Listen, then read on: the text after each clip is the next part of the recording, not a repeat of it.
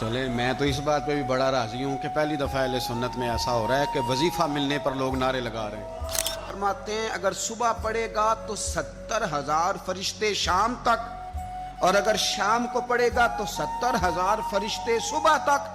پڑھنے والے بندے کی مغفرت کی دعا مانگتے رہے۔ نبی پاک صلی اللہ علیہ وسلم نے فرمایا 3 مرتبہ صبح 3 مرتبہ شام اعوذ باللہ السمیع العلیم 3 دفعہ یہ پڑھو، اور 1 دفعہ سورۃ حشر کی آخری 3 آیات هو اللہ الذی لا الہ الا هو عالم الغیب والشہادۃ هو الرحمن الرحیم۔ اعوذ باللہ من الشیطان الرجیم ہے نا، اس کو پڑھنا ہے اعوذ باللہ السمیع العلیم من الشیطان الرجیم۔ فرمایا 3 دفعہ اس کو پڑھو اور 1 دفعہ سورہ حشر کی 3 آیتیں،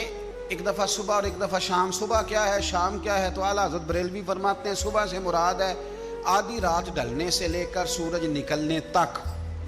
آدھی رات ڈھلنے سے لے کر یعنی تہجد کا ٹائم سے لے کر سورج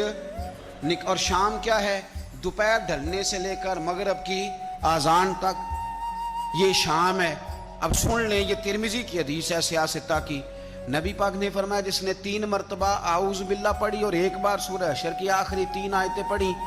1 دفعہ صبح پڑھے 1 دفعہ شام پڑھے، نبی کریم علیہ السلام فرماتے ہیں اگر صبح پڑھے گا تو 70,000 فرشتے شام تک، اور اگر شام کو پڑھے گا تو 70,000 فرشتے صبح تک پڑھنے والے بندے کی مغفرت کی دعا مانگتے رہیں گے۔